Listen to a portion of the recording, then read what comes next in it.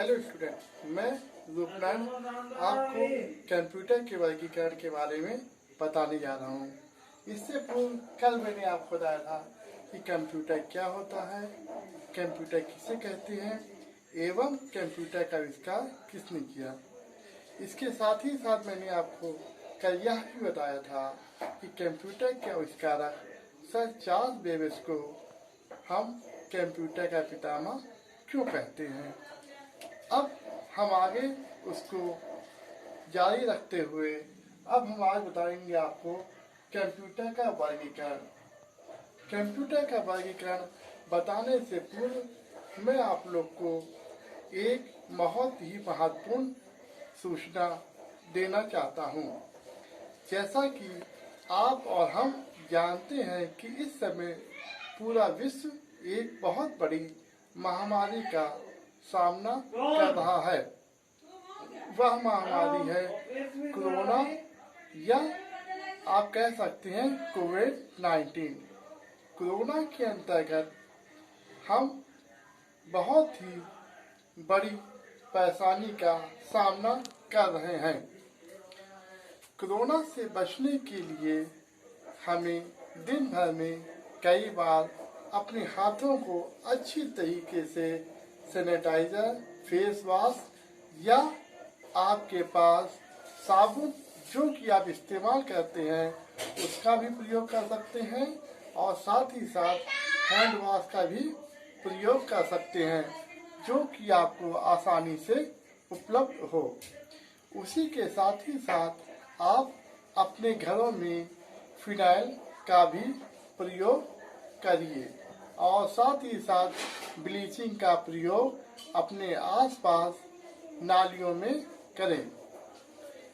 यह सब सावधानियां ही हमें कोरोना की महामारी से बचा सकती हैं।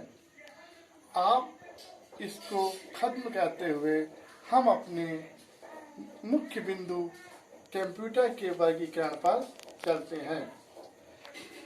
जैसा कि मैंने आपको बताया था पिछले अध्याय में कि कंप्यूटर क्या होता है, कंप्यूटर का क्या अर्थ है और कंप्यूटर के आविष्कारक कौन थे। और साथ ही साथ मैंने कल आपको बताया था कि कंप्यूटर के आविष्कारक सर चार्ल्स बेबेज को कंप्यूटर का पितामह क्यों कहा जाता है।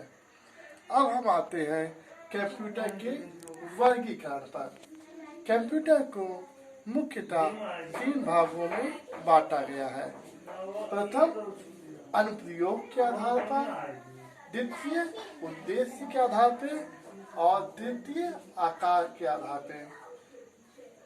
अनुप्रयोग के आधार पर, अनुप्रयोग के आधार पर कंप्यूटर को 3 भागों में बांटा गया है। प्रथम एनालॉग कंप्यूटर, द्वितीय हाइब्रिड कंप्यूटर और तृतीय डिजिटल कंप्यूटर। इसके बाद हम आते हैं उद्देश्य के आधार पर कंप्यूटर का वर्गीकरण। उद्देश्य के आधार पर कंप्यूटर को 2 भागों में बांटा गया है। प्रथम सामान्य उद्देश्य कंप्यूटर, द्वितीय विशिष्ट उद्देश्य कंप्यूटर। और अंतिम में हम आते हैं आकार के आधार पर कंप्यूटर का वर्गीकरण।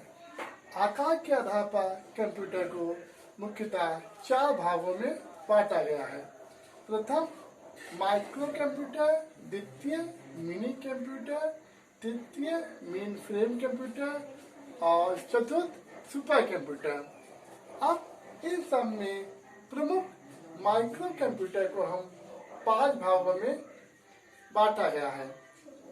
पहला पर्सनल कंप्यूटर, दूसरा लैपटॉप कंप्यूटर, तीसरा एजुकेशन माइक्रो कंप्यूटर, चौथा पाउंड टॉप कंप्यूटर और पांचवा पर्सनल होम कंप्यूटर। अब हम आते हैं पहले प्रकार के कंप्यूटर पर जो कि अनुप्रयोग के आधार पर कंप्यूटर का वर्गीकरण है। अनुप्रयोग के आधार पर कंप्यूटर को 3 भागों में बांटा गया है। पहला एनालॉग कंप्यूटर, दूसरा हाइब्रिड कंप्यूटर, तीसरा डिजिटल कंप्यूटर। स्टार्ट करिए। Analogue computer. एनालॉग कंप्यूटर किसे कहते हैं। एनालॉग कंप्यूटर अनुप्रयोग के आधार पर कंप्यूटर के वर्गीकरण का प्रथम कंप्यूटर है। इसके अंतर्गत कंप्यूटर के अंकों की गणना नहीं की जाती है, बल्कि इसके अंतर्गत कंप्यूटर डाटा एनालॉग सिग्नल के रूप में प्राप्त कर आंकड़ों के रूप में प्रदर्शित करता है। इस प्रकार के कंप्यूटर की मेमोरी बहुत ही कम होती है और इससे प्राप्त आंकड़े 100% शुद्ध नहीं होते हैं। इस प्रकार के कंप्यूटर का प्रयोग हम भौतिक विज्ञान, रसायन विज्ञान एवं मौसम विज्ञान आदि में करते हैं। अब हम बात करते हैं डिजिटल कंप्यूटर।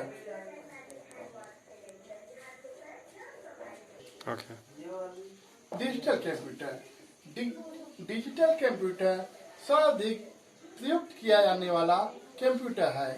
इसके अंतर्गत आंकड़े डिजिटल कंप्यूटर के अंतर्गत आंकड़े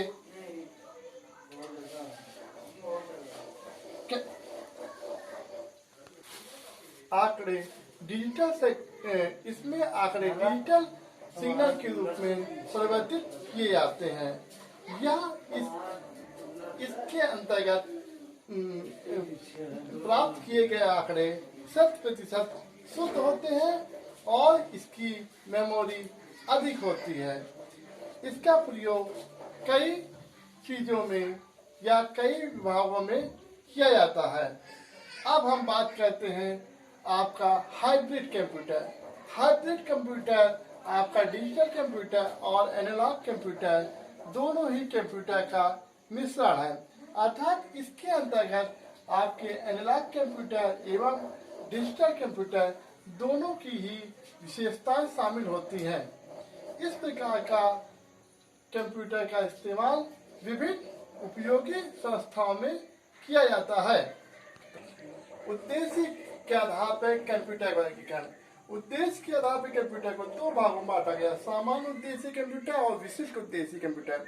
सामान्य उद्देश्य कंप्यूटर, जैसा कि इसके नाम से ही स्पष्ट जागृत होता है कि ऐसे कंप्यूटर जिनको की सामान्य उद्देश्यों के लिए प्रयोग में लाया जाता है, उन्हें हम सामान्य उद्देश्य कंप्यूटर कहते हैं।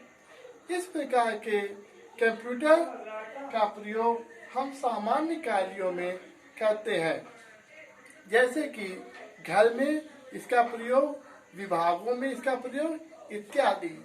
अब हम आते हैं विशिष्ट उद्देश्य कंप्यूटर। विशिष्ट उद्देश्य कंप्यूटर, जैसा कि इसके नाम से ही जाहिर होता है कि ऐसा कंप्यूटर जिसका की प्रयोग हम विशिष्ट उद्देश्यों के लिए, उन्हें हम विशिष्ट उद्देश्य कंप्यूटर कहते हैं। विशिष्ट उद्देश्य कंप्यूटर मतलब इनका प्रयोग जैसे कि आपका बड़े बड़े विभागों जैसे अनुसंधान केंद्रों इत्यादि में कहते हैं, उन्हें हम विशिष्ट उद्देश्य कंप्यूटर कहते हैं।